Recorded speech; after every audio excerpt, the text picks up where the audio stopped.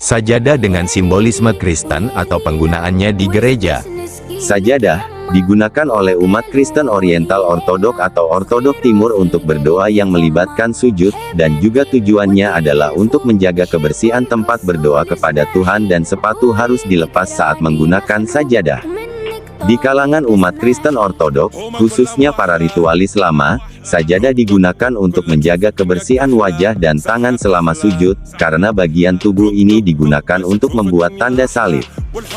Selama 7 waktu sholat, umat Kristen Oriental Ortodok, maupun Ortodok Timur, melakukan sujud dalam sholat jam-jam kanonik yang dilakukan dan menghadap ke timur. Secara historis, sajadah digunakan oleh beberapa rahib Kristen untuk berdoa pada jam-jam kanonik di tempat-tempat seperti Syria, Northumbria, dan Irlandia, jauh sebelum kedatangan Islam. Sajadah Kristen Ortodoks dibuat pada paruh pertama abad ke-19 tahun 1800 sampai tahun 1850 oleh penenun Armenia di Bursa, Turki, pada masa negara kekhalifahan Islam Turki, atau Kekaisaran Turki. Desain permadani ini berasal dari umat Kristen Syriak Ortodok di daerah yang banyak terdapat orang Armenia.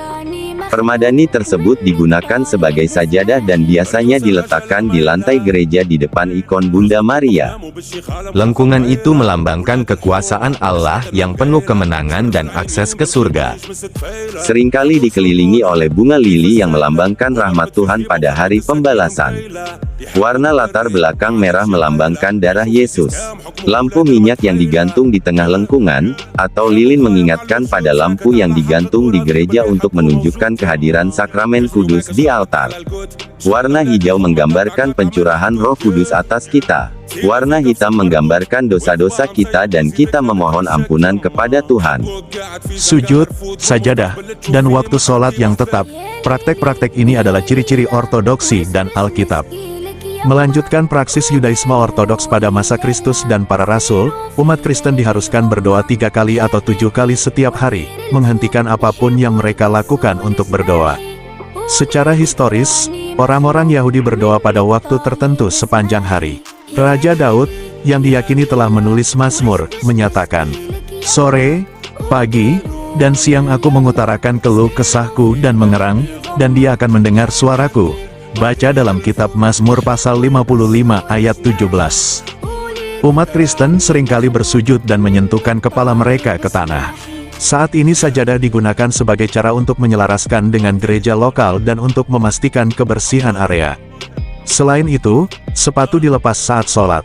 Imam mendoakan pemberkatan khusus pada sajadah, sehingga menjadikan sajadah sebagai bagian dari gereja lokal. Tidak selalu mudah untuk pergi ke gedung gereja ortodoksi suci, tetapi ketika dia membuka sajadah dia sekarang berlutut di sebagian lantai gereja. Permadani yang diberkati adalah bagian portabel dari gereja. Beberapa umat Kristiani, khususnya di gereja Syriak Ortodok, gereja Ortodok Armenia dan Koptik. Tradisi Ortodoks, seringkali sujud saat berdoa. Semua gereja Ortodok di dunia yang diidentifikasi sebagai bagian dari ortodoksi Alkitab banyak menggunakan sajadah. Tradisi ini bersumber dari Injil, di mana Yesus tercatat sedang berdoa di Taman Getsemani, dan berjalan sedikit lebih jauh dia tersungkur dan berdoa, "Bapakku, jika memungkinkan, biarlah cawan ini berlalu dariku, namun demikian, bukan seperti yang aku kehendaki, melainkan seperti yang Engkau kehendaki." Injil Matius pasal 26 ayat 39. Selain itu, merupakan tradisi kuno di gereja Syriak Ortodoks, gereja Ortodoks Koptik, gereja Ortodoks Ethiopia, dan seluruh ortodoksi Alkitab untuk berdoa tanpa sepatu, dan meninggalkannya di depan pintu gereja.